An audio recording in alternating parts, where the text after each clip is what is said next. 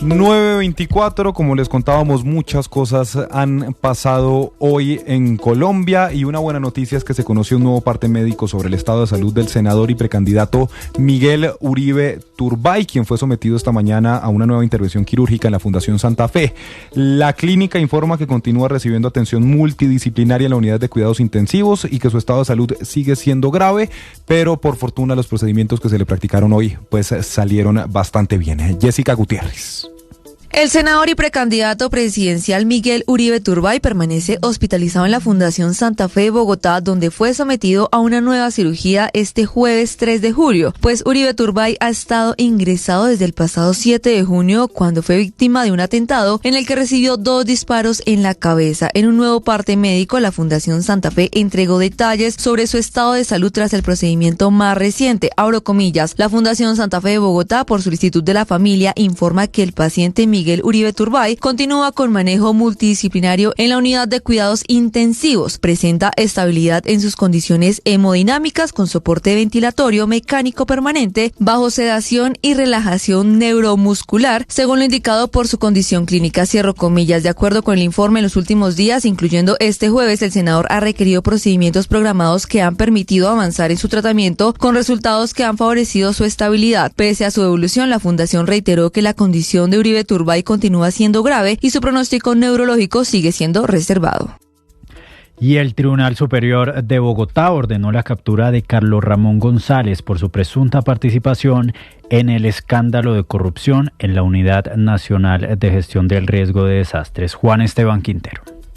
Oficialmente, Carlos Ramón González es un prófugo de la justicia. El Tribunal Superior de Bogotá tomó una decisión trascendental en su proceso penal por su presunta participación en el escándalo de corrupción en la Unidad Nacional de Gestión del Riesgo.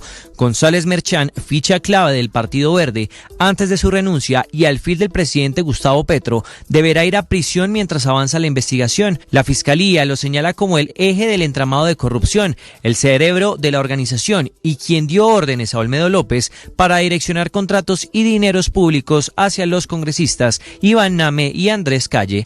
Habla el magistrado del Tribunal Superior de Bogotá. Aunque la detención preventiva en establecimiento carcelario de Precada resulta la más restrictiva de todas las medidas dispuestas en nuestro ordenamiento penal, en este caso es aplicable de conformidad.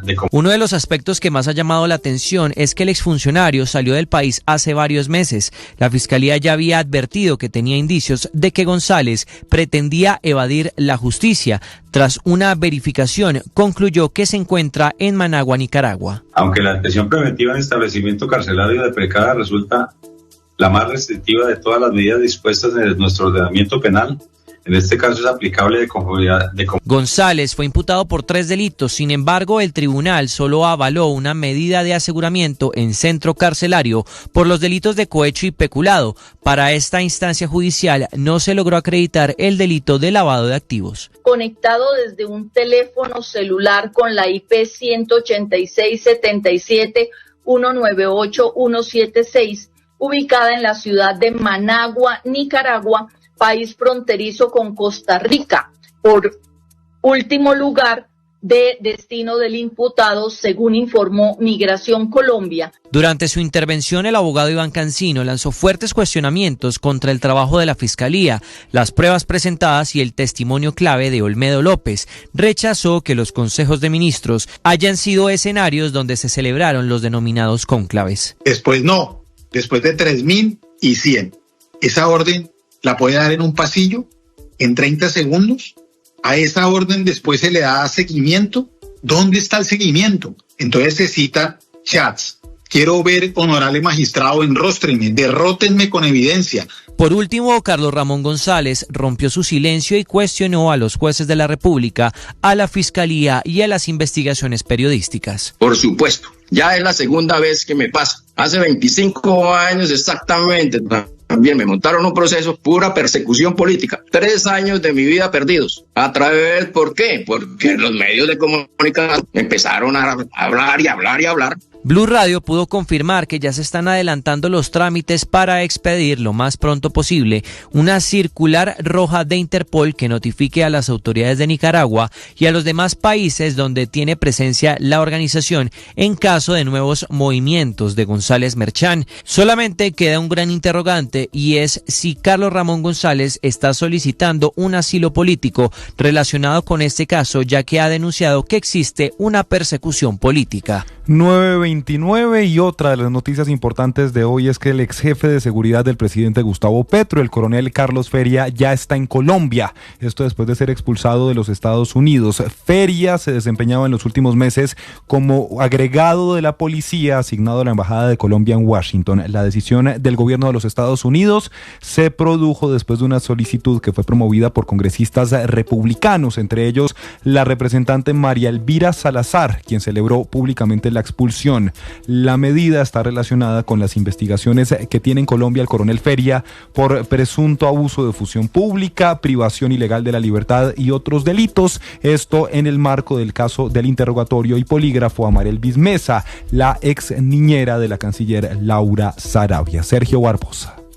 El coronel Carlos Feria ya se encuentra en Bogotá luego de ser deportado desde los Estados Unidos por orden directa de las autoridades de ese país. El oficial llegó en un vuelo comercial procedente de Washington, en donde había sido designado como agregado de policía en la Embajada de Colombia. La decisión del gobierno estadounidense se dio tras una solicitud impulsada por congresistas republicanos, entre ellos la representante María Elvira Salazar, quien en redes sociales celebró la salida del coronel Feria del país norteamericano. La legisladora ya había enviado una carta al secretario de Estado Anthony Blinken pidiendo negar las credenciales diplomáticas a Feria y exigir su regreso inmediato a Colombia, en donde debe enfrentar un proceso judicial por su presunta responsabilidad en el caso de Marelvis Mesa, la ex niñera de la entonces jefa de gabinete Laura Sarabia. El coronel Feria, quien fue jefe de seguridad del presidente Gustavo Petro, está imputado en Colombia por los delitos de peculado por uso, abuso de función pública y constreñimiento ilegal, y la fiscalía lo señala de haber dado la orden para utilizar el polígrafo oficial de la Casa de Nariño en un procedimiento irregular en contra de Marelvis Mesa con el fin de encontrar el dinero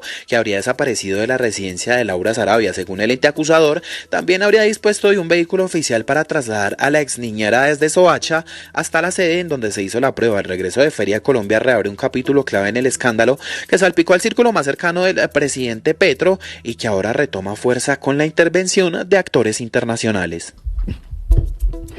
Y Blue Radio conoció en primicia que alias Corea, principal cabecilla de la estructura Armando Ríos de las disidencias de las FARC al mando de alias Iván Mordisco, fue quien dio la orden para llevar a cabo la masacre en Calamar Guaviare. Hay otro hombre que está en la lupa de las autoridades, Felipe García. Fuentes de agencias de inteligencia del Estado confirmaron que el cabecilla de la estructura Armando Ríos de las disidencias de las FARC al mando de alias Iván Mordisco, que ordenó la masacre de 8 líderes en el municipio de Calamar Guaviare, es Diego Horacio Tarache, alias Corea o Kim Jun, criminal que dirige esta facción que delinque en Guaviare, Caquetá y Meta. Este hombre ordenó a Weiner Javier Valencia, alias Weiner, quien funge como cabecilla ideólogo y financiero, ejecutar la acción, es decir, el secuestro y posterior asesinato de los 8 líderes. A las víctimas los citaron bajo engaños. Primero llegaron 2 y luego los otros 6 y los secuestraron para posteriormente obligarlos a cavar la fosa donde los enterraron tras la masacre. Blue Radio conoció la que sería la última fotografía en vida de 5 de los 8 líderes asesinados, cuyos cuerpos fueron encontrados en esa misma fosa común que ellos mismos cavaron.